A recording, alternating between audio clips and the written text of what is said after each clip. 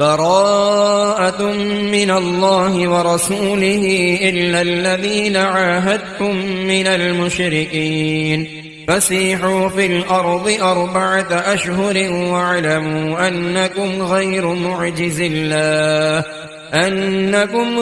معجز الله وأن الله مخزي الكافرين وأذان من الله ورسوله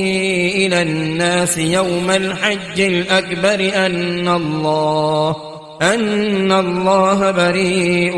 من المشركين ورسوله فإن تبتم فهو خير لكم وإن توليتم فاعلموا أنكم غير معجز الله وبشر الذين كفروا بعذاب أليم إلا الذين عاهدتم من المشركين ثم لم ينقصوكم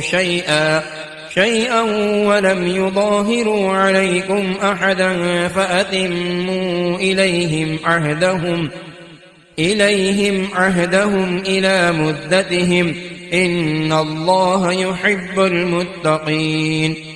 فإذا انسلخ الأشهر الحرم فاقتلوا المشركين حيث وجدتموهم واخذوهم واحصروهم واقعدوا لهم كل مرصد فإن تابوا وأقاموا الصلاة وآتوا الزكاة فخلوا سبيلهم إن الله غفور رحيم وإن أحد من المشركين استجارك فأجره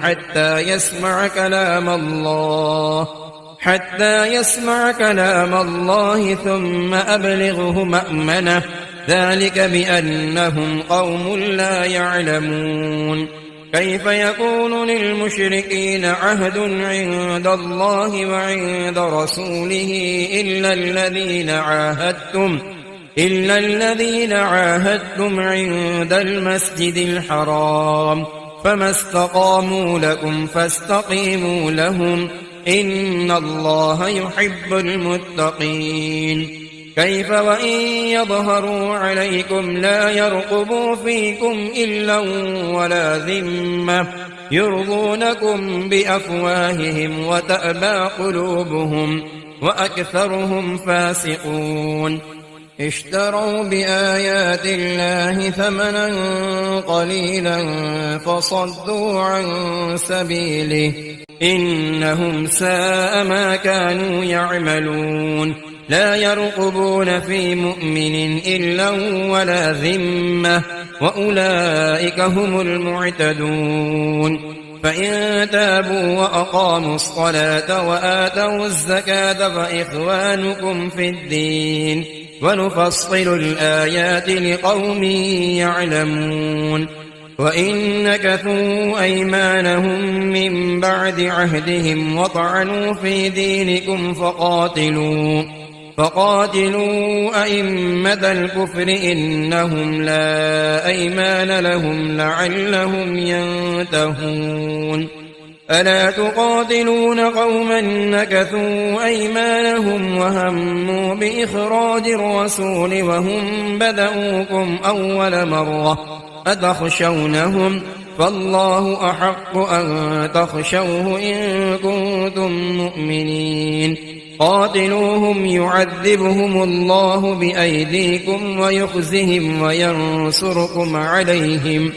وينصركم عليهم ويشف صدور قوم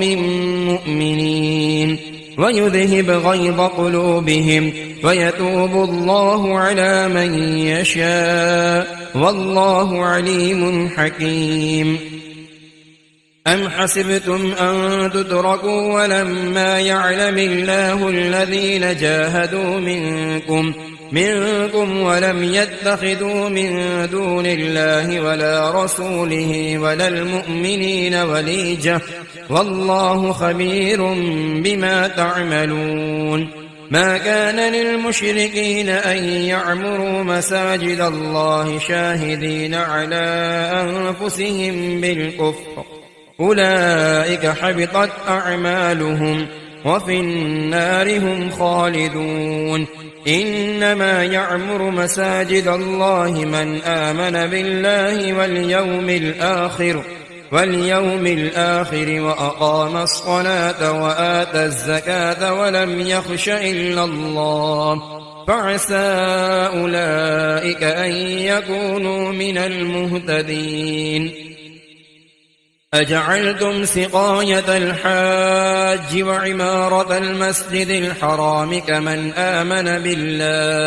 كمن آمن بالله واليوم الآخر وجاهد في سبيل الله لا يستوون عند الله والله لا يهدي القوم الظالمين. الذين آمنوا وهاجروا وجاهدوا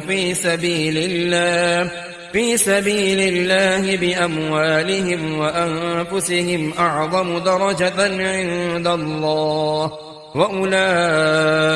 هم الفائزون. يبشرهم ربهم برحمة منه ورضوان وجنات لهم فيها نعيم مقيم خالدين فيها أبدا إن الله عنده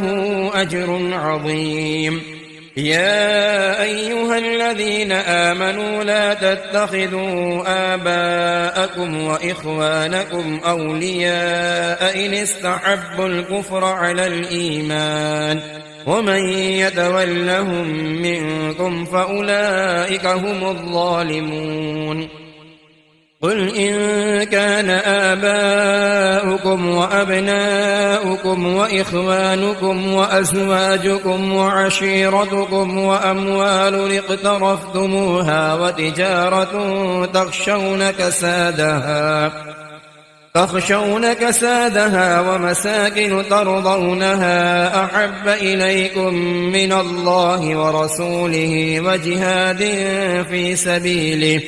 في سبيله فتربصوا حتى يأتي الله بأمره والله لا يهدي القوم الفاسقين. لقد نصركم الله في مواطن كثيرة ويوم حنين إذ أعجبتكم كثرتكم فلم تغن عنكم شيئا وضاقت عليكم الأرض بما رحبت ثم وليتم مدبرين. ثم أنزل الله سكينته على رسوله وعلى المؤمنين وأنزل جنودا لم تروها وعذب الذين كفروا وذلك جزاء الكافرين. ثم يتوب الله من بعد ذلك على من يشاء والله غفور رحيم. يا أيها الذين آمنوا إنما المشركون نجس فلا يقربوا المسجد الحرام بعد عامهم هذا وإن خفتم عيلة فسوف يغنيكم الله من فضله إن شاء إن الله عليم حكيم. قاتلوا الذين لا يؤمنون بالله ولا باليوم الآخر ولا يحرمون ما حرم الله ورسوله ولا يدينون دين الحق من الذين أوتوا الكتاب حتى يعطوا الجزية عن يد وهم صاغرون. وقالت اليهود عزير ابن الله وقالت النصارى المسيح ابن الله ذلك قولهم بأفواههم يضاهئون قول الذين كفروا من قبل قاتلهم الله أنى يؤفكون. اتخذوا أحبارهم ورهبانهم أربابا من دون الله والمسيح ابن مريم وما أمروا إلا ليعبدوا إلها واحدا لا إله إلا هو سبحانه عما يشركون. يريدون أن يطفئوا نور الله بأفواههم ويأبى الله إلا أن يتم نوره ولو كره الكافرون هو الذي أرسل رسوله بالهدى ودين الحق ليظهره على الدين كله ولو كره المشركون يا أيها الذين آمنوا إن كثيرا من الأحبار والرهبان ليأكلون أموال الناس بالباطل ويصدون عن سبيل الله والذين يكنزون الذهب والفضة ولا ينفقونها في سبيل الله فبشرهم بعذاب أليم يوم يحمى عليها في نار جهنم فتكوى بها جباههم وجنوبهم وظهورهم هذا ما كنزتم لأنفسكم فذوقوا ما كنتم تكنزون إن عدة الشهور عند الله 12 شهرا في كتاب الله يوم خلق السماوات والأرض منها 4 حرم ذلك الدين القيم فلا تظلموا فيهن أنفسكم وقاتلوا المشركين كافة كما يقاتلونكم كافة واعلموا أن الله مع المتقين إنما النسيء زيادة في الكفر يضل به الذين كفروا يحلونه عاما ويحرمونه عاما ليواطعوا عدة ما حرم الله فيحلوا ما حرم الله زين لهم سوء أعمالهم والله لا يهدي القوم الكافرين يا أيها الذين آمنوا ما لكم إذا قيل لكم انفروا في سبيل الله اثاقلتم إلى الأرض أرضيتم بالحياة الدنيا من الآخرة فما متاع الحياة الدنيا في الآخرة إلا قليل إلا تنفروا يعذبكم عذابا أليما ويستبدل قوما غيركم ولا تضروه شيئا والله على كل شيء قدير إلا تنصروه فقد نصره الله إذ أخرجه الذين كفروا ثاني اثنين إذ هما في الغار إذ يقول لصاحبه لا تحزن إن الله معنا فأنزل الله سكينته عليه وأيده بجنود لم تروها وجعل كلمة الذين كفروا السفلى وكلمة الله هي العليا والله عزيز حكيم انفروا خفافا وثقالا وجاهدوا بأموالكم وأنفسكم في سبيل الله ذلكم خير لكم إن كنتم تعلمون لو كان عرضا قريبا وسفرا قاصدا لاتبعوك ولكن بعدت عليهم الشقة وسيحلفون بالله لو استطعنا لخرجنا معكم يهلكون أنفسهم والله يعلم إنهم لكاذبون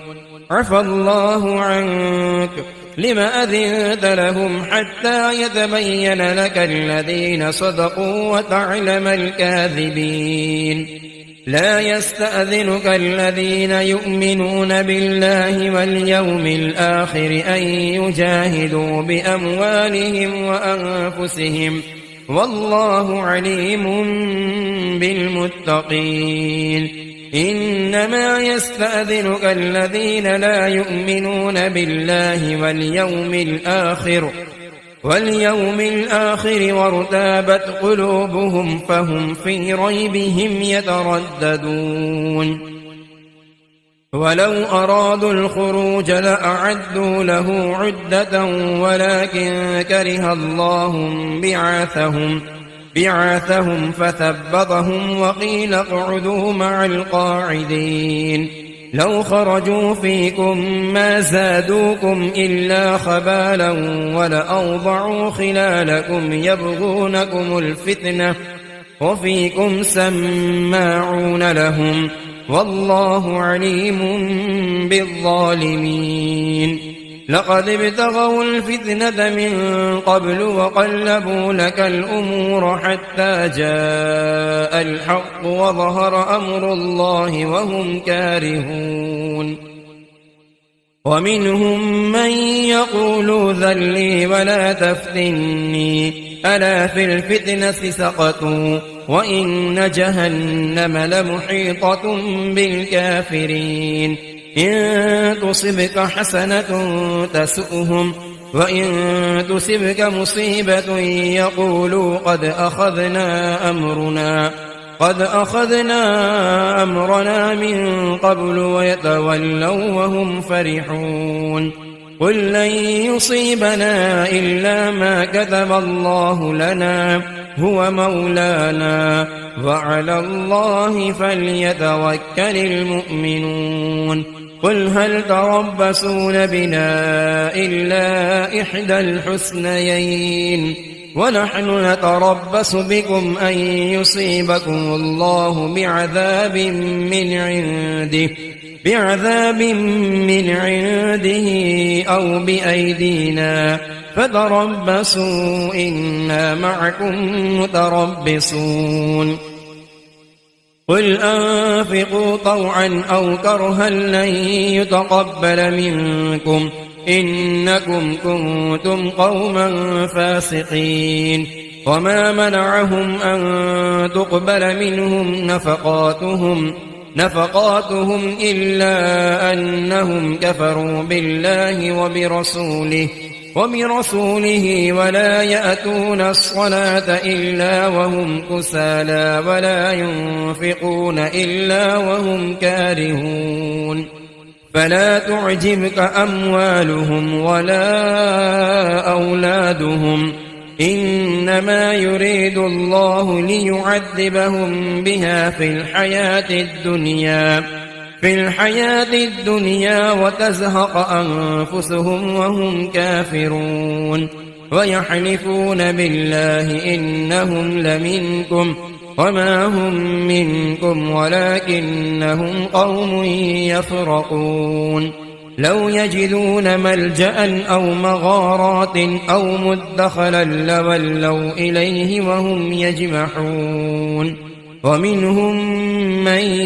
يلمسك في الصدقات فإن أعطوا منها رضوا وإن لم يعطوا منها إذا هم يسخطون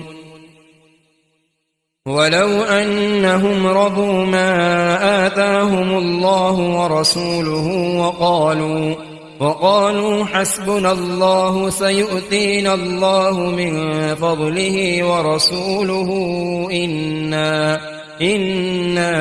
إلى الله راغبون إنما الصدقات للفقراء والمساكين والعاملين عليها والمؤلفة قلوبهم وفي الرقاب والغارمين وفي سبيل الله وابن السبيل فريضة من الله والله عليم حكيم ومنهم الذين يؤذون النبي ويقولون هو أذن قل أذن خير لكم يؤمن بالله ويؤمن للمؤمنين ورحمة للذين آمنوا منكم والذين يؤذون رسول الله لهم عذاب أليم يحلفون بالله لكم ليرضوكم والله ورسوله أحق أن يرضوه إن كانوا مؤمنين ألم يعلموا أنه من يحادد الله ورسوله فأن له نار جهنم خالدين فيها ذلك الخزي العظيم يحذر المنافقون أن تنزل عليهم سورة تنبئهم بما في قلوبهم قل استهزئوا إن الله مخرج ما تحذرون ولئن سألتهم ليقولن إنما كنا نخوض ونلعب قل أبالله وآياته ورسوله كنتم تستهزئون لا تعتذروا قد كفرتم بعد إيمانكم إن نعف عن طائفة منكم نعذب طائفة بأنهم كانوا مجرمين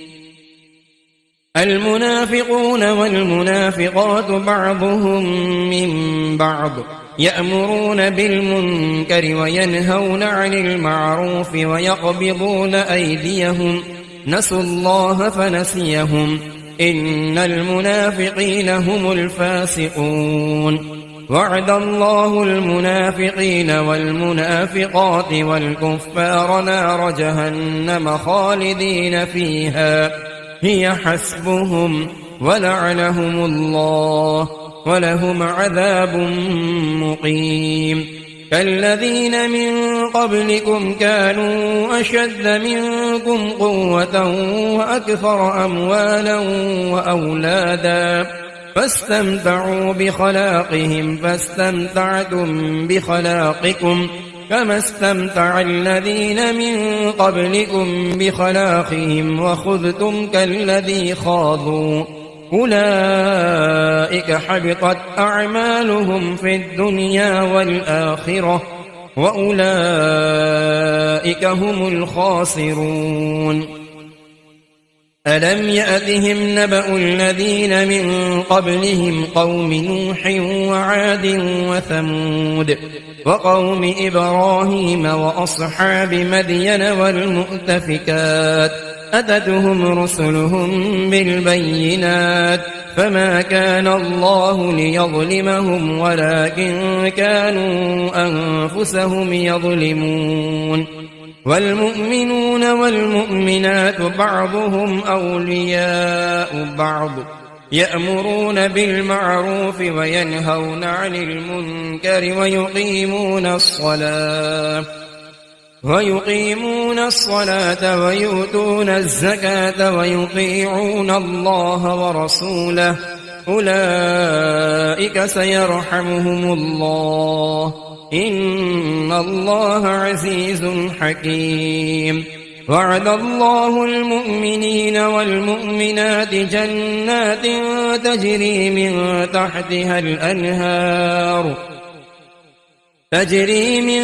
تحتها الأنهار خالدين فيها ومساكن طيبة في جنات عدن ورضوان من الله أكبر ذلك هو الفوز العظيم يا أيها النبي جاهد الكفار والمنافقين واغلظ عليهم ومأواهم جهنم وبئس المصير يحلفون بالله ما قالوا ولقد قالوا كلمة الكفر وكفروا بعد إسلامهم وهموا بما لم ينالوا وما نقموا إلا أن أغناهم الله ورسوله من فضله فإن يتوبوا يك خيرا لهم وإن يتولوا يعذبهم الله عذابا أليما في الدنيا والآخرة وما لهم في الأرض من ولي ولا نصير ومنهم من عاهد الله لئن آتانا من فضله لنصدقن ولنكونن من الصالحين فلما آتاهم من فضله بخلوا به وتولوا وهم معرضون فأعقبهم نفاقا في قلوبهم إلى يوم يلقونه بما أخلفوا الله ما وعدوه وبما كانوا يكذبون ألم يعلموا أن الله يعلم سرهم ونجواهم وأن الله علام الغيوب الذين يلمزون المطوئين من المؤمنين في الصدقات والذين لا يجدون إلا جهدهم فيسخرون منهم سخر الله منهم ولهم عذاب أليم استغفر لهم أو لا تستغفر لهم إن تستغفر لهم 70 مرة فلن يغفر الله لهم ذلك بأنهم كفروا بالله ورسوله والله لا يهدي القوم الفاسقين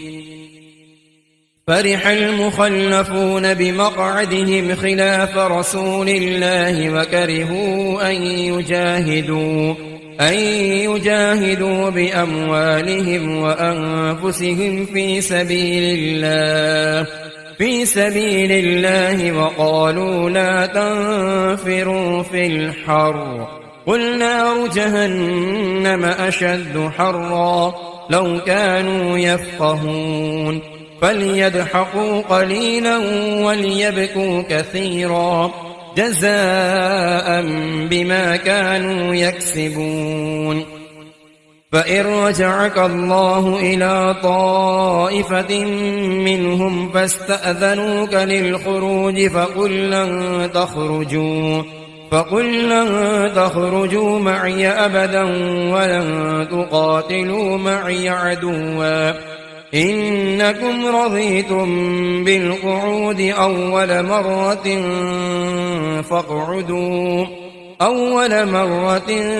فاقعدوا مع الخالفين ولا تصل على أحد منهم مات أبدا ولا تقم على قبره إنهم كفروا بالله ورسوله وماتوا وهم فاسقون ولا تعجبك أموالهم وأولادهم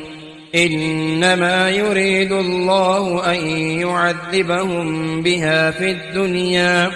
الدنيا وتزهق أنفسهم وهم كافرون وإذا أنزلت سورة أن آمنوا بالله وجاهدوا مع رسوله استأذنك أولو الطول منهم وقالوا ذرنا نكن مع القاعدين رضوا بأن يكونوا مع الخوالف وطبع على قلوبهم فهم لا يفقهون لكن الرسول والذين آمنوا معه جاهدوا بأموالهم وأنفسهم وأولئك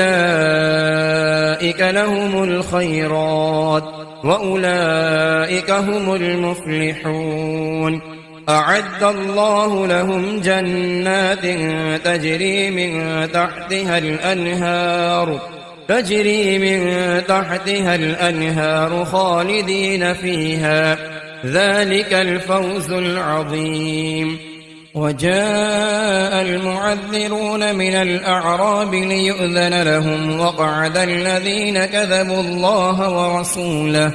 فيصيب الذين كفروا منهم عذاب أليم ليس على الضعفاء ولا على المرضى ولا على الذين لا يجدون ما ينفقون حرج إذا نصحوا لله ورسوله ما على المحسنين من سبيل والله غفور رحيم ولا على الذين إذا ما أتوك لتحملهم قلت لا أجد ما أحملكم عليه فولوا وأعينهم تفيض من الدمع حزنا ألا يجدوا ما ينفقون إنما السبيل على الذين يستأذنونك وهم أغنياء رضوا بأن يكونوا مع الخوالف وطبع الله على قلوبهم فهم لا يعلمون. أعوذ بالله من الشيطان الرجيم. بسم الله الرحمن الرحيم.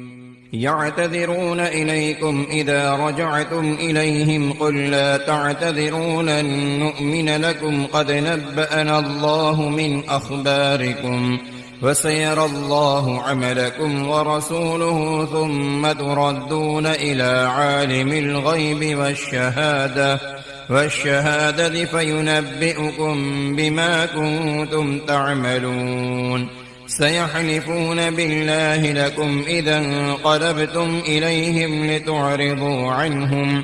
فأعرضوا عنهم إنهم رجس ومأواهم جهنم جزاء بما كانوا يكسبون. يحلفون لكم لترضوا عنهم فإن ترضوا عنهم فإن الله لا يرضى عن القوم الفاسقين.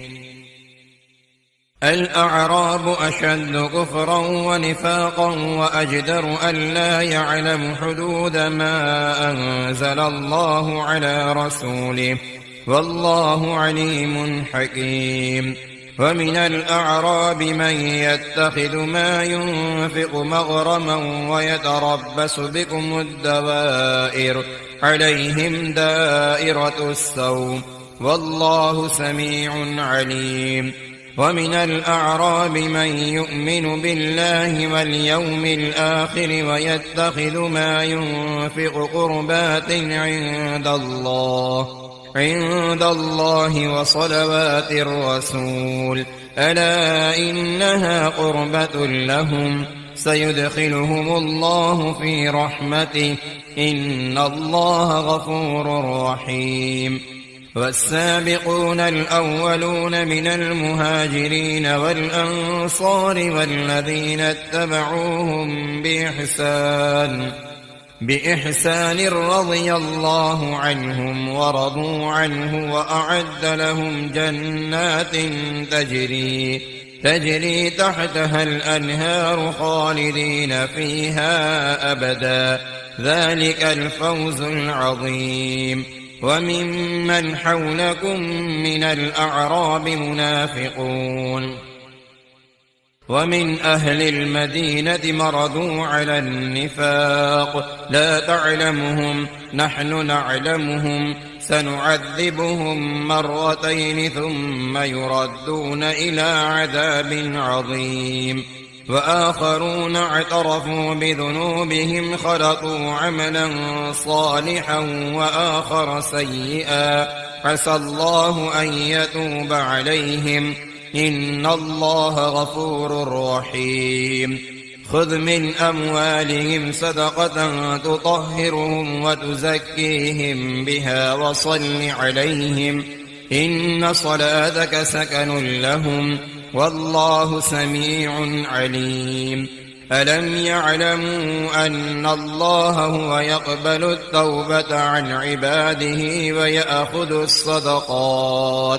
ويأخذ الصدقات وأن الله هو التواب الرحيم. وقل اعملوا فسيرى الله عملكم ورسوله والمؤمنون وستردون إلى عالم الغيب والشهادة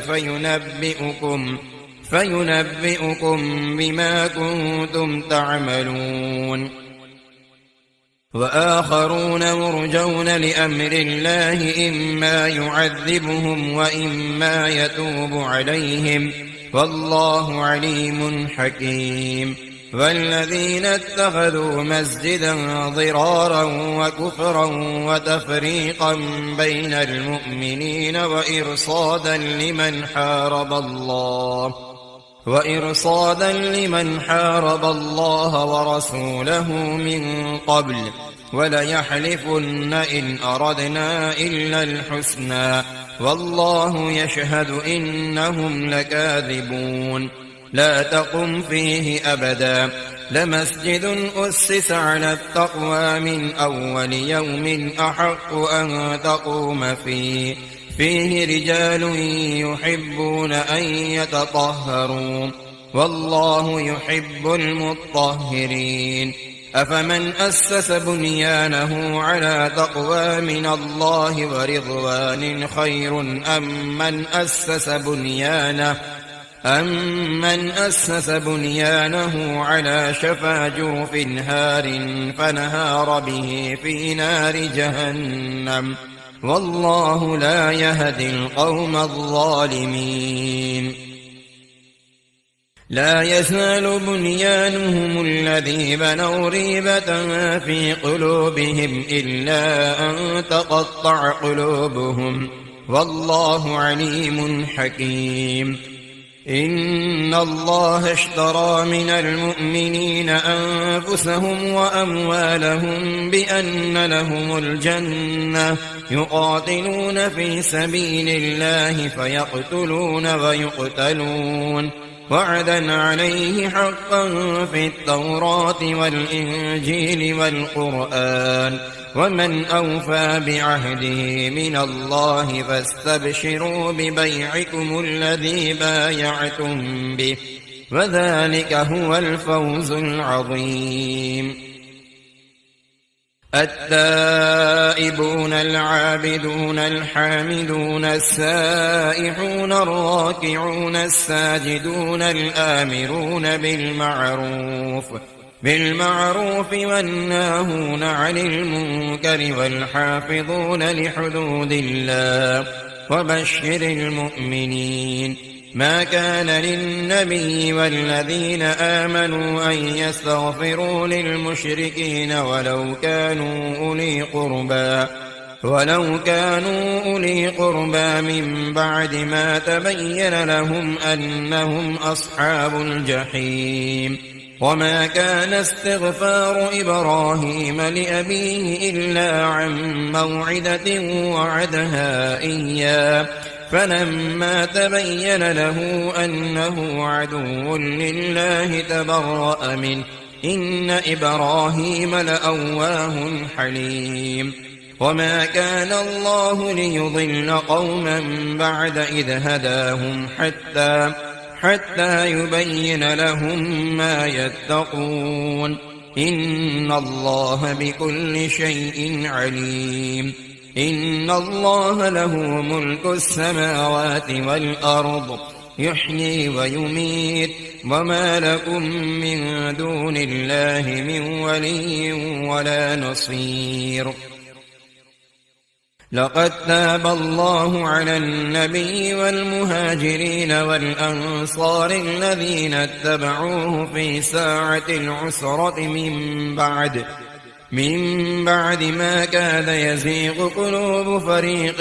منهم ثم تاب عليهم إنه بهم رءوف رحيم وعلى الثلاثة الذين خلفوا حتى إذا ضاقت عليهم الأرض بما رحبت وضاقت عليهم